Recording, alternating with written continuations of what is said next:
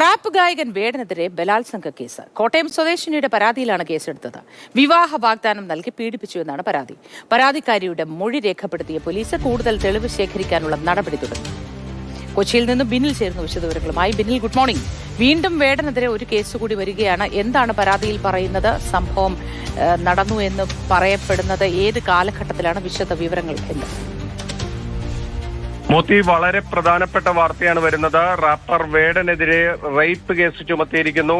എറണാകുളം തൃക്കാക്കര പോലീസാണ് case register ചെയ്തിരിക്കുന്നത്. കോട്ടയം സ്വദേശിനിയായ ഒരു ഡോക്ടറുടെ പരാതിയിലാണ് ഇപ്പോൾ എഫ്ഐആർ വന്നിരിക്കുന്നത്. 2 വർഷം മുൻപ് തന്റെ വിവാഹ വാഗ്ദാനം നൽകി പീഡിപ്പിച്ചു എന്നാണ് ഈ യുവതിയുടെ മൊഴി. ആ മൊഴി വിശദമായി ഇന്നലെ രേഖപ്പെടുത്തി. അതിന് പിന്നാലെയാണ് ഇപ്പോൾ തൃക്കാക്കര പോലീസ് IPC 376 പ്രകാരം, അതായത് BNS വരുന്നതിന് മുൻപാണ് ഈ കുറ്റകൃത്യം നടന്നിരിക്കുന്നത്. അതുകൊണ്ട് പഴയ നിയമപ്രകാരം IPC 376 പ്രകാരമാണ് ഇപ്പോൾ എഫ്ഐആർ രജിസ്റ്റർ ചെയ്തിരിക്കുന്നത്. വളരെ പ്രധാനപ്പെട്ട വാർത്തയാണ് പുറത്തേക്ക് വരുന്നത്. റാപ്പർ വേടനെതിരെ നേരത്തെ കഞ്ചാവ് കേസ് ഉണ്ടായിരുന്നു. അതോടൊപ്പം തന്നെ പുലിപ്പല്ല് കേസുകളൊക്കെ വന്നിരുന്നു. ആ ഘട്ടത്തിലൊക്കെ തന്നെ റാപ്പർ വേടനെ പിന്തുണച്ചുകൊണ്ട് വലിയ രീതിയിൽ പൊതുസമൂഹത്തിൽ നിന്ന് ഒരു വിഭാഗം മുന്നോട്ട് വന്നിരുന്നു. ഇപ്പോൾ റാപ്പർ വേടന് മേൽ വലിയ തരത്തിലുള്ള കുറ്റം ചുമത്തപ്പെട്ടിരിക്കുന്നു. ബലാത്സംഗ കേസാണ് ചുമത്തപ്പെട്ടിരിക്കുന്നത്. ഈ യുവതിയുടെ പരാതിയിൽ പറയുന്നത് 2021 മുതൽ 23 വരെയുള്ള 2 വർഷ കാലഘട്ടത്തിൽ അവരെ വിവാഹ വാഗ്ദാനം നൽകി പീഡിപ്പിച്ചു എന്നതാണ്. തൃക്കാക്കരയിലെയും മറ്റ് പലയിടങ്ങളിലെയും ഫ്ളാറ്റുകളിൽ വെച്ച് പീഡിപ്പിച്ചു എന്നതാണ് ആ പരാതിയിൽ പറയുന്നത്. ആ പരാതിയുടെ അടിസ്ഥാനത്തിലാണ് ഇപ്പോൾ തൃക്കാക്കര പോലീസ് എഫ്ഐആർ രജിസ്റ്റർ ചെയ്തിരിക്കുന്നത്. വേടനെതിരെ തുടർ നടപടികൾ ഉണ്ടാകും. ഈ 2 വർഷത്തെ പഴക്കം ഈ പരാതിക്ക് ഉള്ളത് കൊണ്ട് തന്നെ പരമാവധി തെളിവുകൾ ശേഖരിച്ച ശേഷമായിരിക്കും റാപ്പർ വേടന്റെ അറസ്റ്റ് അടക്കമുള്ള നടപടികളിലേക്ക് പോലീസ് പോവുക. പക്ഷേ പ്രധാനപ്പെട്ട കാര്യമെന്നത് IPC 376 പ്രകാരം റാപ്പർ വേടനെതിരെ ബലാത്സംഗ കുറ്റം ചുമത്തപ്പെട്ടിരിക്കുന്നു എന്നതാണ്.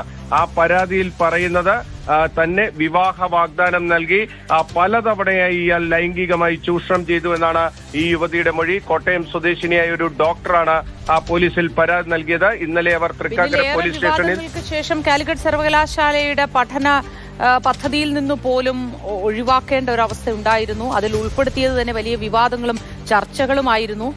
തുടർന്ന് അതേ വ്യക്തിക്കെതിരെ മറ്റൊരു കേസ് കൂടി വരികയാണ്. ആദ്യം കഞ്ചാവ് കൈവശം വെച്ചു, ലഹരി വസ്തു കൈവശം വെച്ചു എന്നതായിരുന്നു കേസെങ്കിൽ ഇപ്പോഴിതാ ബലാത്സംഗ കുറ്റത്തിനാണ് കേസ് ചുമത്തിയിരിക്കുന്നത്. ഇനി തുടർ നടപടികളുമായി പോലീസ് നീങ്ങുന്നത് ഈ വിശദമായ തെളിവുകൾ ശേഖരിച്ചതിന് ശേഷമായിരിക്കും, അല്ലേ? തീർച്ചയായും മോത്തി, കാരണം ഈ കേസിന് 2 വർഷത്തെ പഴക്കമുണ്ട്. 2021 മുതൽ 23 വരെയുള്ള കാലഘട്ടത്തിൽ വിവിധ ഇടങ്ങളിൽ വെച്ച് തന്നെ പീഡിപ്പിച്ചു എന്നാണ് യുവതി പറയുന്നത്. യുവതിക്ക് തൃക്കാക്കര ഭാഗത്ത് ഒരു ഫ്ളാറ്റ് ഉണ്ടായിരുന്നു, അവിടെ വെച്ച് പീഡിപ്പിക്കപ്പെട്ടിട്ടുണ്ട് എന്നതാണ് അവർ പറയുന്നത്. അതുകൊണ്ടാണ് തൃക്കാക്കര പോലീസ് സ്റ്റേഷനിൽ കേസെടുത്തിരിക്കുന്നത്. ഈ പരാതിയുടെ ഒരു പഴക്കം, കാലപ്പഴക്കം എന്നത് ഒരു പ്രധാനപ്പെട്ട കാര്യമാണ്. അതുകൊണ്ടാണ് ഉടനടിയുള്ള ഒരു നടപടി പോലീസിന്റെ ഭാഗത്ത് നിന്ന് ഉണ്ടാവാത്തത്.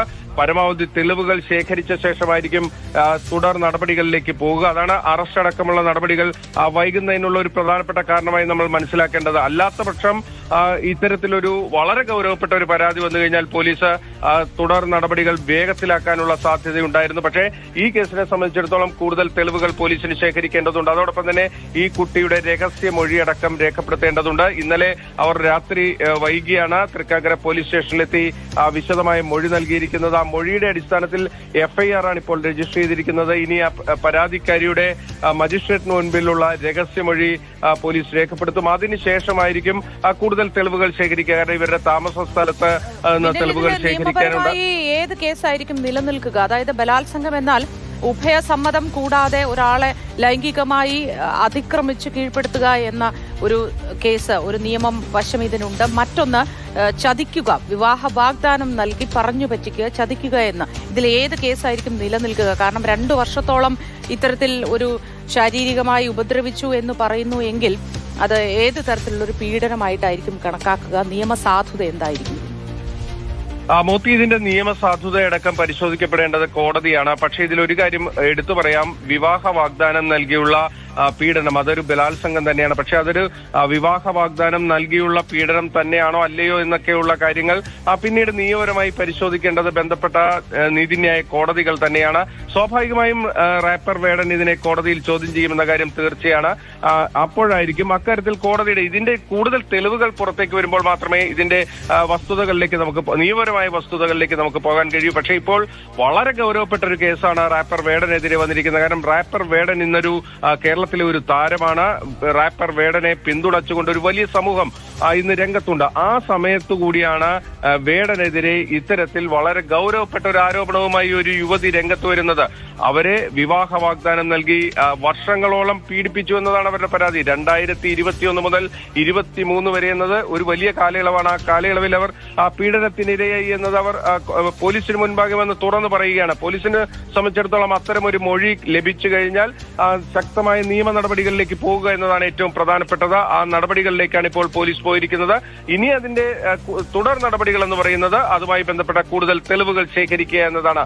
ആ തെളിവുകൾ ശേഖരിച്ചായിരിക്കും കൂടുതൽ നടപടികളിലേക്ക് പോലീസ് പോകുക. എന്തായാലും വയ്ക്കുന്ന വിഷയങ്ങൾ അത് അന്താരാഷ്ട്ര തലത്തിൽ പോലും വലിയ ശ്രദ്ധ നേടിയെടുത്ത വിഷയങ്ങളായിരുന്നു. ആഴത്തിലുള്ള വിഷയങ്ങൾ പഠിച്ച് വരികളായി അവതരിപ്പിക്കുന്ന കാര്യത്തിൽ സാമൂഹിക പ്രതിബദ്ധതയുള്ള കാര്യങ്ങൾ അവതരിപ്പിക്കുന്നതിലൊക്കെ വളരെ ശ്രദ്ധേയമായ പ്രകടനം കാഴ്ചവെക്കുന്ന ഒരു കലാകാരൻ എന്നത് നമുക്ക് നിസ്സംശയം പറയാവുന്നതാണ്. ആ സംഭവങ്ങളൊക്കെ കണക്കിലെടുത്ത് തന്നെയാണ് സർക്കാരടക്കം ചേർത്ത് നിർത്തിയത്. ചെറിയ കേസിലൊക്കെ പെട്ടു, അത് വലിയ വിവാദങ്ങളൊക്കെ ആയിരുന്നു. അതിനെ തുടർന്ന് പോലും അത്രയധികം ചേർത്ത് നിർത്തിയ ഒരു സാഹചര്യമായിരുന്നു ഉണ്ടായിരുന്നത്. പക്ഷെ ഇപ്പോഴത്തെ ഇത്തരത്തിലൊരു കേസ് കൂടി വരുമ്പോൾ ഇനി എങ്ങനെയായിരിക്കും ഇവരൊക്കെ കാണുക? മോത്തി പറഞ്ഞതിൽ ഒരു വസ്തുതയുണ്ട്. കാരണം റാപ്പർ വേടൻ സമൂഹത്തിൽ പല ചലനങ്ങളും ഉണ്ടാക്കിയിട്ടുണ്ട്. അതുകൊണ്ട് തന്നെയാണ് ഈ കഞ്ചാവ് കേസൊക്കെ വന്ന സമയത്തും പുലിപ്പല്ല് കേസൊക്കെ വന്നപ്പോഴും വലിയ പിന്തുണ പല ഭാഗങ്ങളിൽ നിന്നും, പ്രത്യേകിച്ച് സർക്കാർ തലത്തിൽ നിന്നുമൊക്കെ തന്നെ ലഭിച്ചത്. ഒരു കഞ്ചാവ് കേസിൽ പ്രതിയാക്കപ്പെട്ടതിന് ശേഷം സർക്കാർ തന്നെ റാപ്പർ വേടന്റെ പരിപാടിയൊക്കെ സംഘടിപ്പിച്ച് ഈ രീതിയിൽ അയാളെ തള്ളിക്കളയേണ്ടതില്ല, അയാൾ ഒരു തെറ്റ് സമ്മതിച്ചു, അതുകൊണ്ട് അയാളെ തള്ളിക്കളയേണ്ടതില്ല എന്ന രീതിയിലേക്കൊക്കെ വന്നത്. പക്ഷേ ഇപ്പോൾ കാര്യങ്ങൾ അല്പം കൂടി മാറുകയാണ്. കാരണം ഇത് ഒരു ഗൗരവപ്പെട്ട ഒരു കേസ് തന്നെയാണ്. കാരണം ഒരു പെൺകുട്ടി വന്ന് പോലീസിന് മുൻപാകെ താൻ ബലാത്സംഗത്തിനിരയായി റാപ്പർ വേടൻ തന്നെ വിവാഹ വാഗ്ദാനം നൽകി പീഡിപ്പിച്ചു എന്നവർ പറയുകയാണ്. അതിന്റെ വസ്തുത എന്ത് എന്നതൊക്കെ ഇനി അന്വേഷണത്തിലാണ് വരേണ്ടത്. പക്ഷേ ഇപ്പോൾ ഒരു വളരെ ഗൗരവപ്പെട്ട, സമൂഹത്തിന് അംഗീകരിക്കാൻ കഴിയാത്ത ഒരു കേസിലെ പ്രതിയായി റാപ്പർ വേടൻ മാറുകയാണ്. അതുകൊണ്ട് തന്നെ ആ രീതിയിലേക്ക് ഇനി കാര്യങ്ങളെ കാണേണ്ടി വരും. സർക്കാരിന് പഴയതുപോലെ ഒരു പിന്തുണയുമായി റാപ്പർ വേടന് പിന്നിൽ ലഹരി കേസിൽ പിടിയിലാവുമ്പോഴും പലരും ചോദിച്ചൊരു ചോദ്യമുണ്ട്. ഇന്നാട്ടിൽ വമ്പൻ സ്രാവുകൾ അടക്കമുള്ളവർ, വലിയ താരങ്ങൾ, കലാകാരന്മാരൊക്കെയും ഈ മയക്കുമരുന്നിന് അടിമപ്പെട്ട് അത് ഉപയോഗിക്കുകയും കൈമാറ്റം ചെയ്യുകയും ഒക്കെ ചെയ്യുന്ന സംഭവങ്ങൾ കൺമുന്നിൽ കാണുമ്പോഴും റാപ്പർ വേടനെ മാത്രം ഇതിൽ കുരുക്കിയതിനു പിന്നിൽ ഒരു ഗൂഢ ലക്ഷ്യമുണ്ട്. അതിൽ ജാതീയമായും അല്ലെങ്കിൽ സാമൂഹ്യമായും ഒക്കെ ചില ഇടപെടലുകൾ നടന്നു. ആരൊക്കെയോ വേടന്റെ വളർച്ചയെ ഭയക്കുന്നു എന്ന് തുടങ്ങിയ കാര്യങ്ങൾ വരെ ചർച്ചയായിരുന്നതാണ്. തുടർന്നാണ് എല്ലാവരും ഒരുമിച്ച് ഒന്നടങ്കം ചേർത്ത് പിടിച്ചത്. വേടൻ എന്ന ഗായകനെ, പാട്ടെഴുത്തുകാരനെ ഒക്കെ സ്നേഹിക്കുകയായിരുന്നു. തുടർന്നാണ് ഈ ഒരു കേസിലേക്ക് ഇപ്പോൾ വരുന്നത്. ഈ കാര്യത്തിൽ വിശദമായ ഒരു തെളിവെടുപ്പിന് ശേഷം മാത്രമേ കുറ്റക്കാരനാണോ എന്നത് സംബന്ധിച്ച കാര്യങ്ങൾ വ്യക്തമാകൂ. എങ്കിൽ കൂടി ബലാത്സംഗത്തിന് കേസെടുത്തു അല്ലെങ്കിൽ ഒരു യുവതി പരാതി പറഞ്ഞു എന്ന് പറയുന്നത് വലിയ വിവാദം സൃഷ്ടിക്കാൻ തക്ക പാകത്തിലുള്ളൊരു കേസ് തന്നെയാണ്. തീർച്ചയായും. കാരണം ഒരു യുവതി നേരിട്ട് പോലീസ് സ്റ്റേഷനിൽ വന്ന് ഇയാൾ തന്നെ വിവാഹ വാഗ്ദാനം നൽകി ബലാത്സംഗം ചെയ്തു എന്നതാണ് അവരുടെ പരാതി. അതുകൊണ്ട് തന്നെയാണ് പോലീസ് റാപ്പർ വേടനെതിരെ IPC 376 പ്രകാരം കേസ് രജിസ്റ്റർ ചെയ്തിരിക്കുന്നത്. ആ പരാതിയുടെ വസ്തുതകൾ, അതിന്റെ നിയമപരമായ നിലനിൽപ്പൊക്കെ കൂടുതൽ തെളിവുകൾ കോടതിക്ക് മുന്നിലേക്ക് വരുമ്പോഴൊക്കെ തന്നെയാണ് സ്ഥാപിക്കപ്പെടേണ്ടത്. ന്യായമായും അങ്ങനെ തന്നെയാണ്. പക്ഷേ ഇവിടുത്തെ ഏറ്റവും പ്രധാനപ്പെട്ട ഒരു പ്രശ്നം എന്നത് റാപ്പർ വേടൻ ഇന്നൊരു ബലാത്സംഗ കേസിലെ പ്രതിയായി മാറിയിരിക്കുന്നു എന്നതാണ്.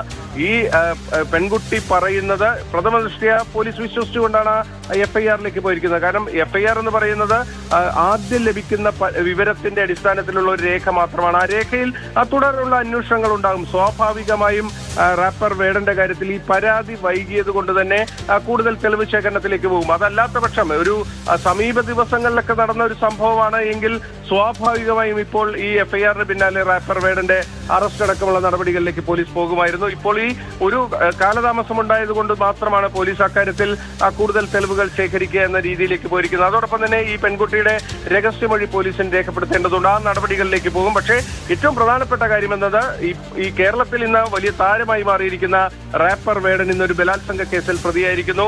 ഒരു യുവതി നേരിട്ട് പോലീസ് സ്റ്റേഷനിലെത്തി താൻ ബലാത്സംഗത്തിനിരയായി തന്നെ വഞ്ചിച്ചു എന്നത് അവർ പോലീസ് സ്റ്റേഷന് മുൻപാകെ വന്നെത്തി പരാതിയായി നൽകി. അവർ അഭിഭാഷകയ്ക്കൊപ്പം എത്തി പരാതി നൽകിയെന്നതാണ് നമ്മൾ മനസ്സിലാക്കുന്നത്. അതുകൊണ്ട് തന്നെയാണ് കൃത്യമായ നടപടികളിലേക്ക് പോയിരിക്കുന്നത്. ഇപ്പോൾ തൃക്കാക്കര പോലീസ് സ്റ്റേഷനിലെ 531 ക്രൈം നമ്പറായിട്ടാണ് എഫ്ഐആർ രജിസ്റ്റർ ചെയ്തിരിക്കുന്നത്.